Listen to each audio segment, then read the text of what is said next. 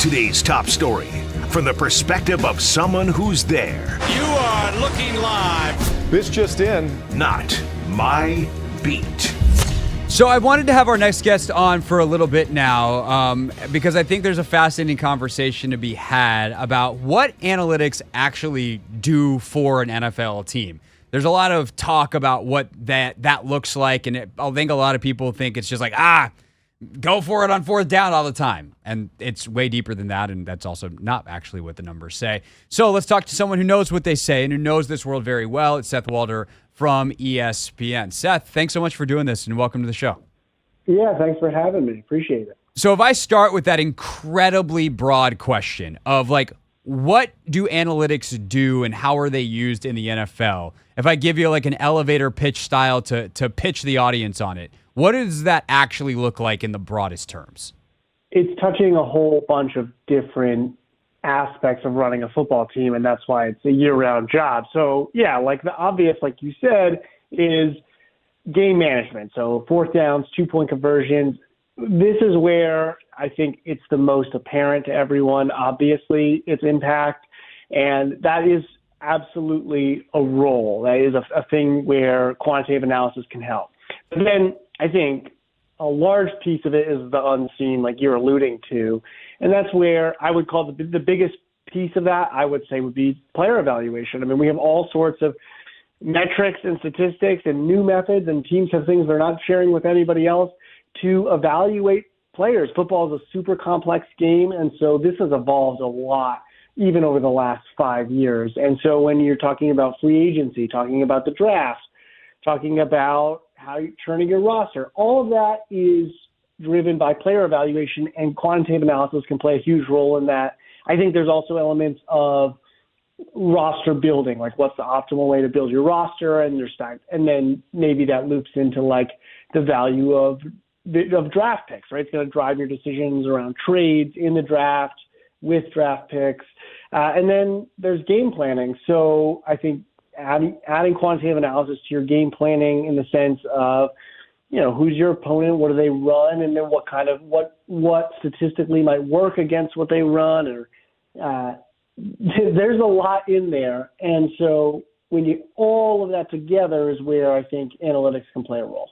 So let's focus in on a couple of those areas. And I want to start with the team building element because it definitely came up for the Commanders around the trade deadline as Eugene Shen was a part of those conversations, and they ultimately decide to trade Montez Sweat and Chase Young. And part of the reason given is like a bad way to build a roster is to spend too much in one area. What have you learned about roster building by looking at data over the last decade or however long you've been doing this? But really the NFL has been doing this for a decade and a half, 2 decades at this point with some of the more advanced stuff. I mean, people have been – the funny thing is, just to sidebar for a second, is people have been guessing at analytics for years. They just didn't know it. It was gut feeling. And it's like, oh, when we do this, it works. And then people started keeping track of it and actually crunching the numbers, and some of those things were right and some were wrong, and people got really mad at the stuff that they were wrong about. Putting that aside, on the roster building side of things, what has changed in the way that teams think about building a roster due to the data available? Well, I think first and foremost, you can call it analytics, you can call it thinking logically. In the situation with the Commanders, it's like you're looking at timeline and allocation of resources. So I actually don't have specific numbers on paying for pass rushers, but I think it's pretty obvious that's probably not the best way to go. And I'll tell you, it's extremely obvious when we think about that. It wasn't really working for them. Right. They had all 4 of those guys together, and it wasn't resulting in an awesome pass rush. So I feel like that's probably not going to be 4 $20 million guys for you. That's clearly that wasn't working out. I think for the Commanders, they're not a real contender right now. And so the cost of retaining, I think with Montez Sweat, right? The second half of his season is a value to someone, a real contender, more than he was for you. Now, ironically, the Bears came in and beat everybody out for the pick, and that was a terrible move for them. But that's a different story. Right. It's not the Commanders' problem that they wanted to pay so much. Ultimately, they can take those resources and basically transfer them into the future. And it's looking at, okay, we have Sweat now, but then you get this pick, and now you're going to have this cost-controlled asset for 4 years. So I think a lot of it has to do with like valuing draft picks and understanding that the value is not just the pick, but it's the potential of gaining the player in addition to that player if they pan out being cost controlled for 4 years. Seth Walder with us, who's sports analytics specialist at ESPN. Does such a good job of providing analytics-based information on his platforms, on ESPN.com, his platforms like Twitter, for instance, a must-follow every Sunday. So then you get to like the schematic stuff. And this is actually, to me, the most interesting part of this because we actually just were talking about this before you came on with a caller.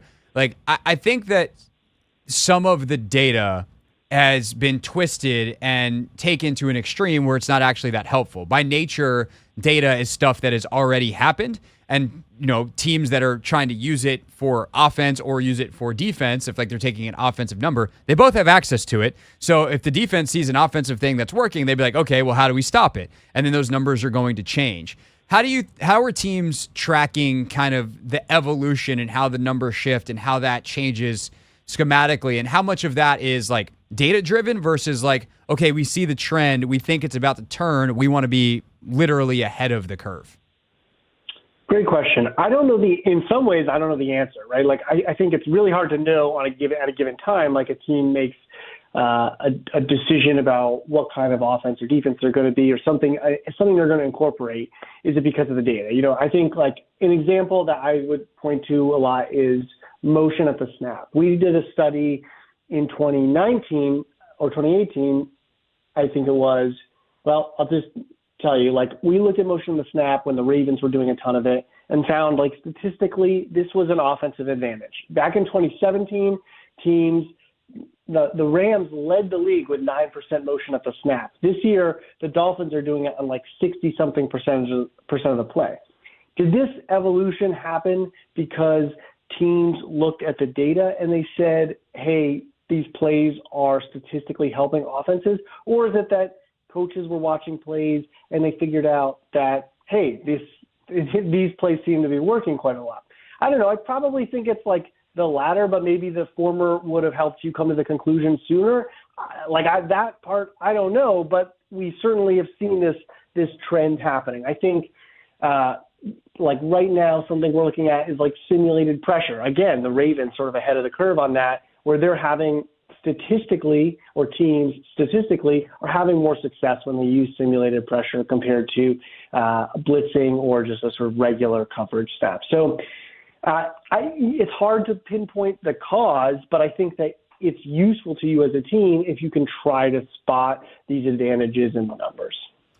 Yeah, no, totally. And I also think that like data is just numbers, and how you implement that is the actual important thing, because a spreadsheet cannot play football, which is like something that an old school football coach would say is a reason not to use any of it at all. And it's like, no, actually we're the extremes. We're both wrong here. How do you marry it all together? Which brings me to, again, a more specific Commanders question. And one of the most studied things is like the run pass discrepancy. I have come to the conclusion in watching the Commanders as an analyst this year that they are under some threshold, and I don't know exactly where this threshold is, where they are actually passing the ball too much. Even though all the EPA data and everything says passing the ball is more efficient and more effective, teams that have to account for the run play you a certain way, and there is some schematic advantage that because the Commanders are so one-dimensional, they are losing. Not to mention there's a volume issue in terms of pressure and sacks and these other things. How much is that run-pass discrepancy being discussed in the NFL, and what are some of the more interesting studies or more interesting points that have been made on it? I'm glad you asked about this. To me, this is a fascinating subject because it's like football is such a complicated game, and yet there is this run-pass discrepancy that is extremely basic, and it is both complex and simple in that on average teams don't pass enough. I think the Commanders are a really interesting case. Like you said, this is a team that has the highest design pass rate in the NFL. They are second in the NFL if we look at design pass rate just when win probabilities between 15 and 85%. So like the game is still in question. And yeah, I'm interested to hear why you say that you think they're passing too much, because despite all of that, their EPA per dropback is 0.0.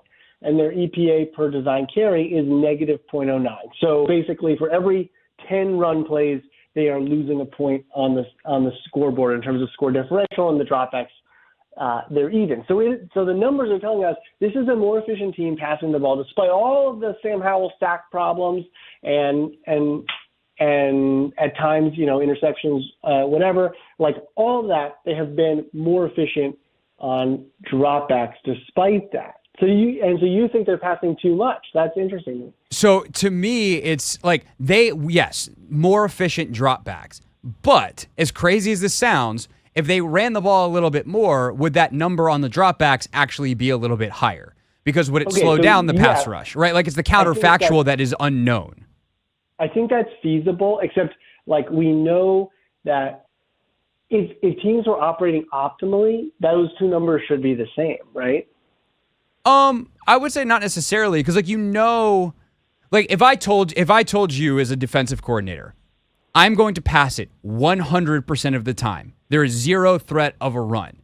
There is going to be a way that you play me schematically in terms of how you deploy your resources. And this is completely like non-numerical. It's total X's and O's, total schematics, total whatever. And maybe there is a way eventually that because like you've said a couple times, I want to underscore this point for the audience, like football is ridiculously multifactorial. It is actually hard compared to a game like baseball to get everything into some formula, because on any given play, you've got 22 guys on the field. That's already 22 factors. Nevertheless, whatever other things might go into that. But if I tell you on a very simple level, I'm going to pass the ball 100% of the time. You are going to drop back players in coverage. You're going to, maybe double my number one receiver. Like you could get crazy with how you scheme that up to make my life difficult. If I tell you, hey, it could be run, it could be pass, you're going to play that differently. You're going to play it more honest. And I think the problem for the Commanders is twofold. And the second part I want to get to in a second. But the first part is they are not maintaining that honesty from the defense, and it's actually making it harder when they do pass to do so. So while they are more efficient passing than running, I think if they ran a little bit more, their passing number, like their efficiency passing would actually go up. Their big play potential would go up. Safeties come up. You can throw over the top. All those kinds of things happen. I think there's also some yet to be quantified impact on the defense, which is one of the worst in football, that I do want to talk to you about, but we can get there when we get there. Okay, can we stay on this for 1 second? Because I think it's really interesting. Absolutely. So I like your example, right? If 100% agree. If we said, let's say the Commanders, let's say you're the OC and you tell the other team, I'm going to pass 98% of the time, right? We would both agree, I think, that your 2% run plays, those are going to be pretty good, right? They're going to be more efficient than your passing plays, right? If it's 90%, it's probably your run plays are probably going to be more efficient than your run plays, right? Where do we stop? I would argue, stop when you get to the part when your running plays are no longer more efficient than your passing plays. Well, I guess it also this is more your department than mine. I'm notoriously terrible at math, and here I am having this very philosophical conversation about numbers with someone who does this for a living. But I guess I'm going to use a training analogy because I'm also a trainer, and this is where my brain went. But it's like the force velocity curve, right? There's a point where, like, if I'm telling you we're pushing a sled, and I'm hoping everyone won't get lost with this analogy, right?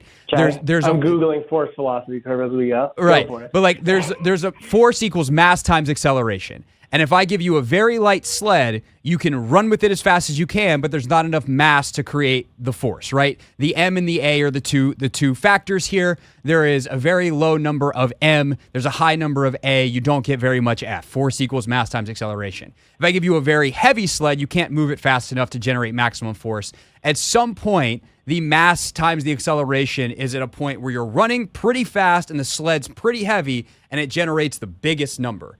So I guess to take it back to the running passing thing is like your total EPA when it's at its maximum, that's the number we should be looking for. And if we can sacrifice a little on one to gain a lot on the other, that seems worth it as opposed to the two numbers being equal. Right. So it's feasible. You're right. Like I'm not saying that. You're right. So you're saying like if you're going to run more and you think that the impact on the passing game will be larger than the negative impact on the run, because there's going to be a loss on the run. Right. The negative impact is worth it because you get such a boost on the pass. And you have data that says that I'm a total buffoon, and that is wrong. But I watching this team this year and also seeing, like, because of the sack yardage, because of some of the volume issues they've had, yes, it's still more efficient. They've been able to overcome some of it.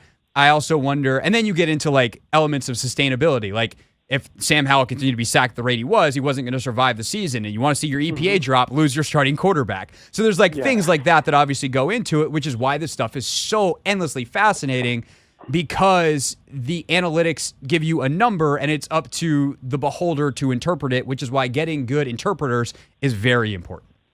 It's true, and like you said at the beginning, we can't know the counterfactual, right? We are guessing here, but ultimately we have not seen this this alternate reality where the Commanders pass, 62% of the time instead of 72% of the time.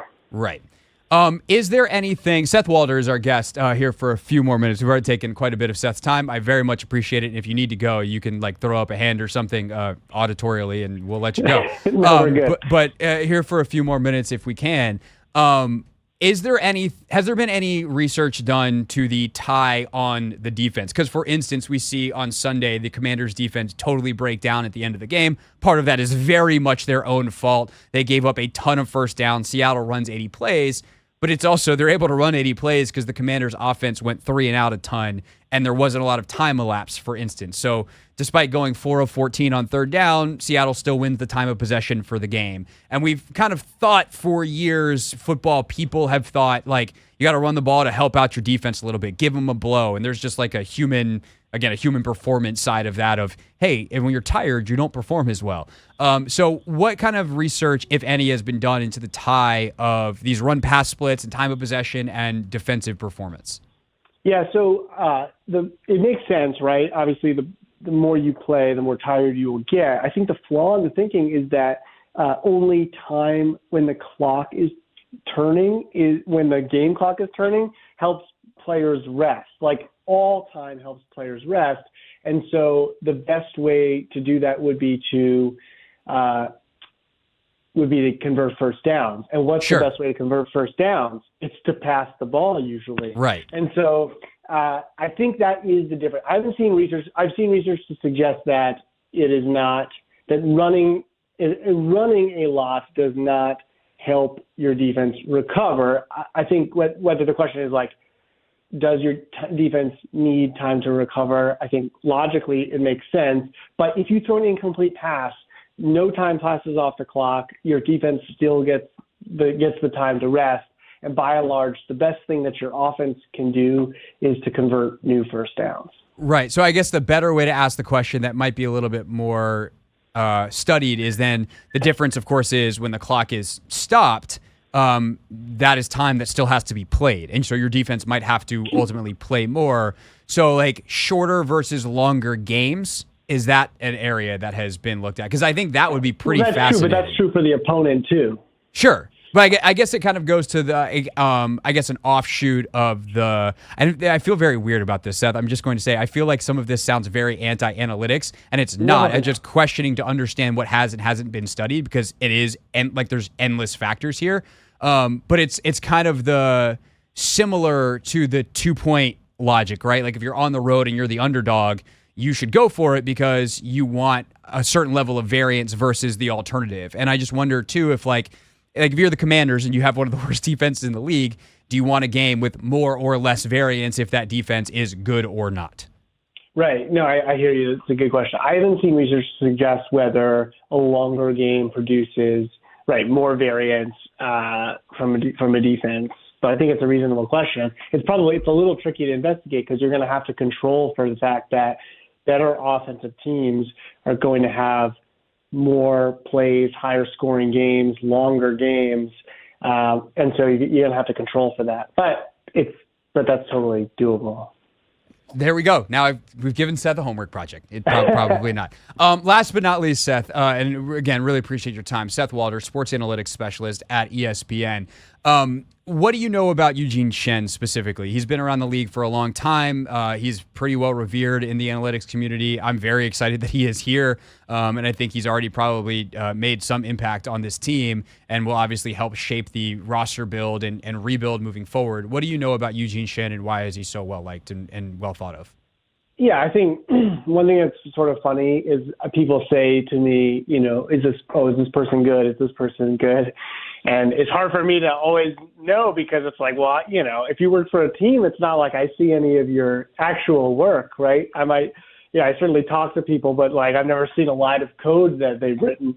I think Eugene Shen has, though, a lot of experience, and he's highly regarded, like you said. And to me, that's like a really significant data point. It's one of the reasons why I do an analytics survey each or every other year, just talking to people about, thoughts on other teams and other people, because the people that I think know best are other analytics staffers themselves. And so to me, the idea that Shen is well regarded is significant, important, and he's a real analytics person. He's been in this for a long time. He's worked in 3 previous NFL organizations. Like, you are getting a true NFL analytics vet in him. And to me, I thought that the title that they gave him was really telling. I mean, that's a big job.